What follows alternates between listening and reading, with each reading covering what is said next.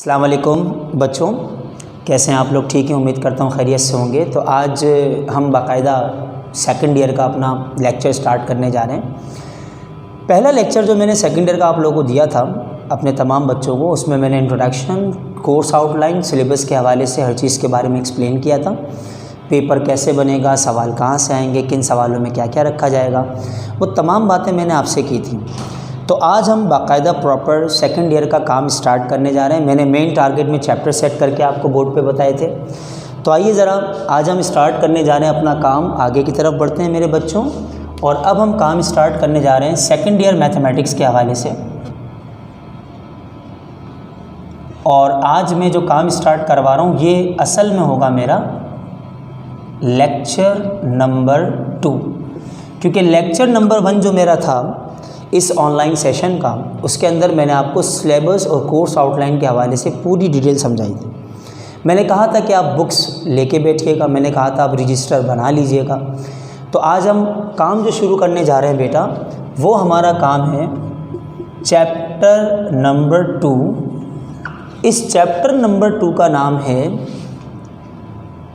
The straight line. प्यारे बच्चों, ये स्ट्रेट लाइन वाला चैप्टर समझने से पहले, इसकी एक्सप्लेनेशन को लेने से पहले, मैं आप सारे बच्चों को एक चीज़ के बारे में समझाना चाहता हूँ जो आपने फर्स्ट ईयर मैट्रिक में बहुत उसको देखा भी है, प्लॉटिंग में भी यूज़ किया है। वो है हमारे पास एक्स वाई कोऑर्डिनेट सिस्टम या कार्टेशियन कोऑर्डिनेट सिस्टम या 2 डायमेंशन का सिस्टम, जिसे मैं यहाँ पे मेंशन करने जा रहा हूँ x Y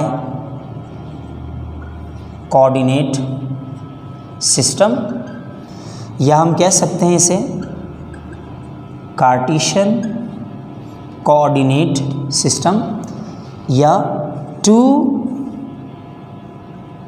dimensional space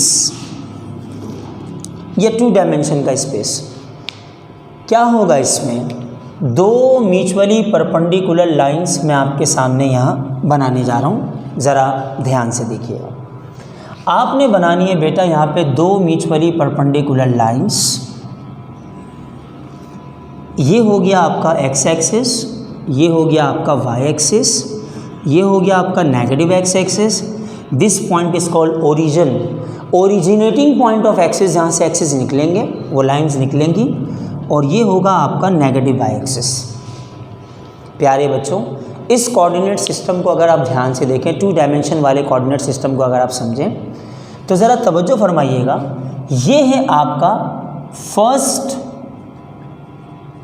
quadrant. Now this is your first quadrant. ये है आपका सेकंड क्वाड्रेंट, मेरा बेटा ये हो जाएगा third, and this one is fourth.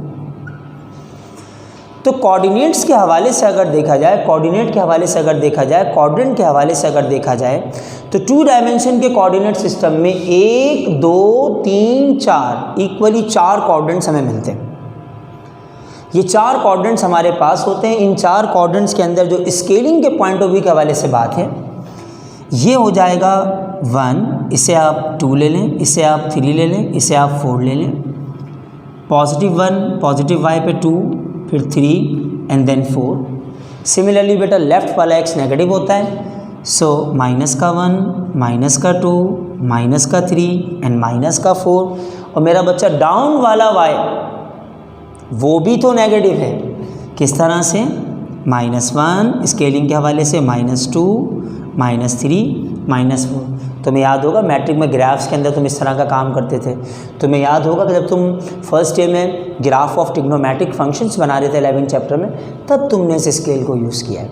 तो ये कार्टेशियन कोऑर्डिनेट सिस्टम का हो, एक्स वाई कोऑर्डिनेट सिस्टम का हो, या 2 डायमेंशनल कोऑर्डिनेट सिस्टम का हो, सारे नाम तो वो एक ही चीज़ के हैं, नाम उसी अंदाज से समझे जाएंगे। अब पॉइंट्स के हवाले से कि फर्स्ट क्वाड्रेंट में आप लोकेशन ऑफ पॉइंट किस तरह से बताते हो, ध्यान से सुनना। फ़र्ज़ करो बेटा मुझे एक पॉइंट यहाँ पे हाईलाइट करना हो, मैं ख़ास कर यहाँ पे एक पॉइंट बना के दिखा रहा हूँ 2D के इस फर्स्ट क्वाड्रेंट में। तो मुझे ये बताना होगा इस पॉइंट P की लोकेशन को समझाने के लिए कि क्या होगा इसका x, क्या होगा इसका y। अगर मैं इसका x और y नहीं बताता बेटा, अगर मैं इसके x y को एक्सप्लेन नहीं करता, तो मैं इस पॉइंट की एग्जैक्ट लोकेशन को डिटरमाइन नहीं कर सकता।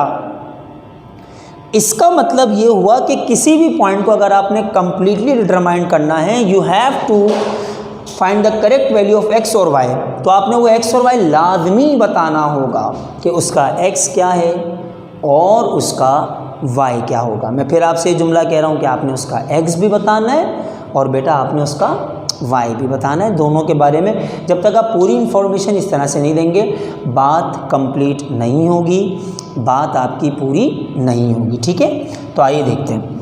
अगर मैं इसके x को देखूं, x बराबर है 1 के, कॉमा y बराबर है किसके 3 के, तो P पॉइंट की जो एग्जैक्ट लोकेशन बनी वो बनी 1,3।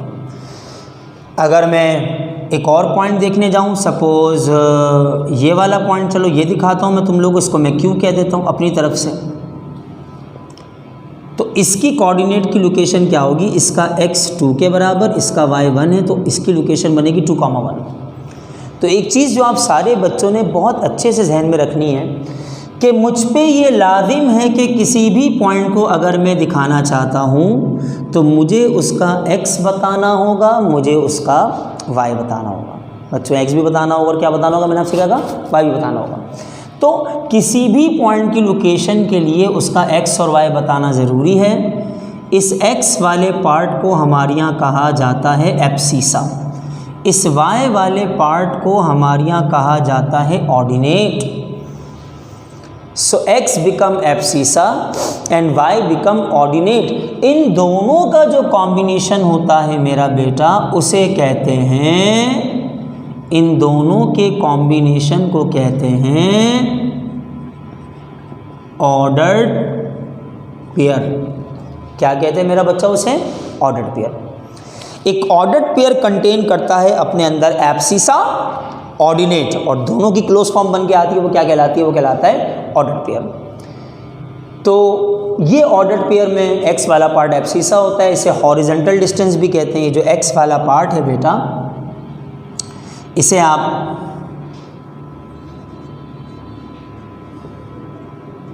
हॉरिजॉन्टल डिस्टेंस भी कहते हैं। और जो वाई वाला पार्ट है आपके पास, इसे आप मेरा बेटा वर्टिकल डिस्टेंस का नाम भी देते हैं। तो आप दोनों सूरतों में बात कर सकते हैं, हॉरिजॉन्टल डिस्टेंस और वर्टिकल डिस्टेंस भी कह लें, आप एब्सिसा कह लें, आप ऑर्डिनेट कह लें, बात वो एक ही होगी। और इस पूरे क्लोज कॉम्बिनेशंस को आप नाम देते हैं ये वाली चीज़ जिसमें मैंने हाईलाइट किया है, ऑर्डर्ड पेयर का। एक्सप्लेन करना है हमें अबाउट स्ट्रेट लाइन। ज़रा ध्यान से सुनिएगा। मैंने आपके सामने यहाँ पर बेटा एक लाइन ड्रॉप की। पहली बात, एक स्ट्रेट लाइन की कोई हद नहीं होती, इसकी कोई कैपेसिटी आप पकड़ ही नहीं सकते कहाँ तक जाएगी। एक लाइन फॉरवर्ड भी जाती है, एक लाइन बैकवर्ड भी जाती है, लेकिन एक बात तो ज़रूर है ना, अगर कोई पॉइंट इस प्लेन में कहीं पर भी है तो उसका कुछ x, मैं फिर जुमला बोल रहा हूँ, उसका कुछ x होगा और कुछ क्या होगा बेटा, y होगा। तो अगर एक स्ट्रेट लाइन मैंने रफली कहीं पर ड्रॉ कर भी दी तो ये बात तो कंफर्म है कि उस पॉइंट्स के ऊपर अगर आप चलें तो हर पॉइंट का कुछ y होगा, कुछ x होगा, कुछ x होगा, कुछ y होगा, कुछ x होगा, कुछ y होगा, कुछ x होगा, कुछ y होगा, कुछ x होगा। मैं फिर कह रहा हूँ आपसे, कुछ y होगा। चलता रहेगा मामला, X and Y, X and Y, X and Y, point plot होते चले गए। क्लास मैट्रिक, ग्राफ का सवाल मैट्रिक क्लास में आता था 10 नंबर का, सॉल्व द इक्वेशन, याद करो बेटा, सेक्शन सी में आता था। आप क्या करते थे वहाँ पे, इस तरह से टीचर्स आपको ब्लॉक्स बनवा दिया करते थे ना, याद आ रहा है आपको, 4-4 ऑर्डर्ड पेयर्स के। तो छोटा लेवल था वो। जब आप उस ऑर्डर्ड पेयर्स को लेके ग्राफ पे कहीं लाइन बनाते थे तो ऐसे 4 पॉइंट बना लिया करते थे, 1, 2, 3 और 1, 4। तो यहाँ पर ये थोड़ी ना कि बस पॉइंट्स यही होंगे होल नंबर वाले, बहुत सारे पॉइंट्स होंगे भाई, लातादाद पॉइंट्स मौजूद होते हैं एक लाइन के ऊपर, जिनके कलेक्शन से स्ट्रेट लाइन बनती है बेतहाशा। मैं तो ऐसे ही आपको समझाने के लिए 2 पॉइंट बता रहा हूँ। मैंने कहा जैसे भाई एक पॉइंट हो जाएगा A, तो उसके कोऑर्डिनेट ले लो x1, y1, कुछ x होगा कुछ y होगा। और एक पॉइंट हो जाएगा, फ़र्ज़ कर लो B, इसके पॉइंट्स को तुम ले लो बेटा x2 और y2। समझाने के लिए कि भाई एक पॉइंट x1 y1, दूसरा वाला क्या हो जाएगा x2 y2। ऐसे बेतहाशा पॉइंट होंगे, xn yn भी होगा।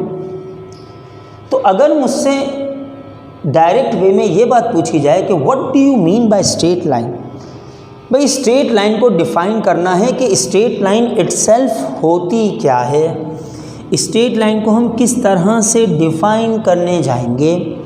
तो अगर मुझे सिर्फ एक स्ट्रेट लाइन को ही डिफाइन करना हो तो मैं कह दूंगा स्ट्रेट लाइन को अगर हम डिफाइन करने जाएं कैसे करेंगे बेटा, मैं कहूँगा straight line is the collection of infinite points into dimensional space. एक स्ट्रेट लाइन इनफैक्ट क्या होती है, straight line is the collection of infinite points in two dimensional space. 2D space के अंदर, 2D स्पेस में लातादाद पॉइंट्स का जो मजमूआ है उसे कहा जाता है स्ट्रेट लाइन। क्या बोला जाता है बेटा, तो आप देख सकते हैं जैसे कि इस फिगर में ही मेरा बच्चा शो हो रहा है, लातादाद पॉइंट्स हैं, बेतहाशा पॉइंट्स हैं, उनका जो कलेक्शन हो रहा है उसे आपने स्ट्रेट लाइन का नाम दिया। मैंने कहा ना अब लाइन को लाइन की हद नहीं पकड़ सकते। अब ज़रा ध्यान से जुमला सुनना। अगली जो डेफिनेशन मैं तुम लोगों को बेटा इसी में एक्सप्लेन करने जा रहा हूँ थ्योरी टॉपिक में चैप्टर 2 में, वो मैं तुम्हें समझाने जा रहा हूँ अबाउट लाइन सेगमेंट, कि भाई ये लाइन सेगमेंट का कॉन्सेप्ट क्या है। तो अगली चीज़ मैं तुम लोगों को बताने जा रहा हूँ लाइन सेगमेंट क्या होती है। लाइन सेगमेंट मैंने कहा part of straight line with 2 and points is called line segment. Straight line का वो टुकड़ा या वो हिस्सा जिसके 2 एंड पॉइंट होंगे। रिमेंबर स्ट्रेट लाइन का कोई एंड पॉइंट नहीं होता, लेकिन उसका एक छोटा सा पोर्शन या पार्ट। आओ फिगर पे आओ वापस, इधर देखो यार, ये मैंने ए को हाईलाइट किया और मैंने बेटा बी को हाईलाइट किया। अगर मेरे पास सीजर हो कैंची, मैं यहाँ से इसे कट करूँ और यहाँ से इसे कट करूँ स्ट्रेट लाइन के अंदर से, और इस पूरे हिस्से को, ये छोटा सा जो पार्ट मेरे पास आए, इसे मैं बाहर निकाल लूँ यूँ करके, उस पोर्शन से इसको कट करूँ, यहाँ से कट करूँ और इस हिस्से को ऐसे खींच के मैं बाहर निकाल लूँ और यहाँ लाके फेंक दूँ लाइक दिस। ये ए होगा और ये क्या होगा, बी होगा। अब इस ए पॉइंट के कोऑर्डिनेट्स क्या हो जाएंगे मुन्ने, x1 y1, इसके क्या हो जाएंगे x2 y2, क्योंकि कुछ x होता है कुछ y होता है। तो ये जो पार्ट ऑफ स्ट्रेट लाइन मैंने वहाँ से ड्राइव करके बाहर निकाला है ना, जिसके 2 एंड पॉइंट्स मुझे नज़र आ रहे हैं, उस हिस्से को कहा जाता है लाइन सेगमेंट। क्या बोला जाता है, line segment. So this part is called a line segment, उसे लाइन सेगमेंट का नाम दिया जाता है।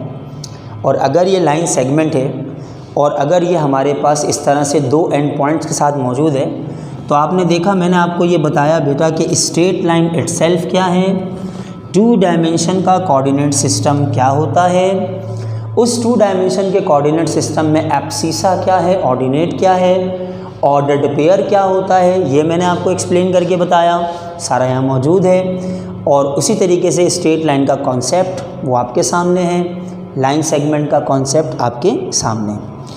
अब हम बाकायदा इसमें थोड़ा सा स्टार्ट ले रहे हैं बेटा एक्सरसाइज नंबर 2.1 के हवाले से। और इस एक्सरसाइज नंबर 2.1 में मैं आपको जो सबसे पहली चीज़ पढ़ाने जा रहा हूँ, पहला फार्मूला, ये कह लें बिस्मिल्लाह करना कह लें इसको, वो है point two point distance formula, point two point distance formula. Problem क्या है मेरा, ज़रा मैं आपको बताता हूँ। थोड़ा सा यहाँ से रब कर देते हैं बेटा, फिर मैं आगे चलता हूँ।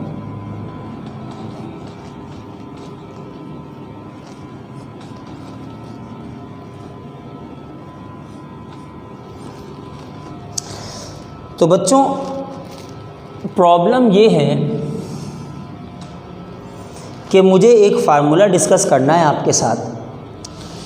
जैसे मैं इससे पहले थोड़ी देर पहले आप लोगों से गुजारिश भी कर रहा था कि इसे कहते हैं लाइन सेगमेंट। ये आपके सामने। तो फ़र्ज़ कीजिए मेरे पास एक लाइन सेगमेंट है, ये ए हो गया, ये बी हो गया। ए पॉइंट के कोऑर्डिनेट है मेरा बेटा x1 y1, बी पॉइंट के कोऑर्डिनेट से मेरा बच्चा x2 y2। मुझे ये पता लगाना है कि इन दोनों के बीच में d फासला क्या होगा, लेंथ क्या होगी, डिस्टेंस d क्या होगा। तो इस डिस्टेंस d को निकालने का फार्मूला होता है, इसे मॉड ऑफ ए बी करके भी शो करते हैं इस तरह से। ये मॉडुलस का साइन मैग्नीट्यूड के लिए इस्तेमाल होता है, लाइक जैसे वेक्टर्स में होता था। और ये सेगमेंट का निशान है।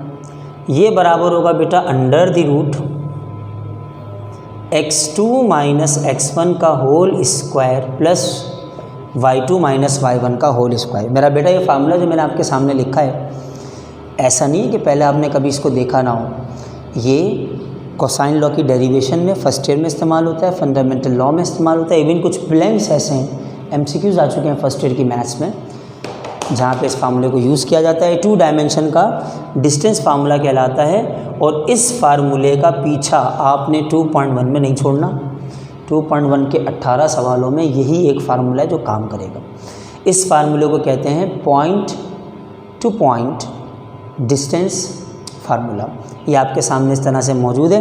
अब अगर फ़र्ज़ कीजिए मैं एक छोटी सी एग्ज़ाम्पल से बात करूँगा कि मुझे ये बताना हो कि एक पॉइंट है ए, उसके कोऑर्डिनेट से 1,2, दूसरा वाला पॉइंट है बी, उसके कोऑर्डिनेट है 5,6 और मुझे मालूम करना हो इन दोनों के बीच में डिस्टेंस d।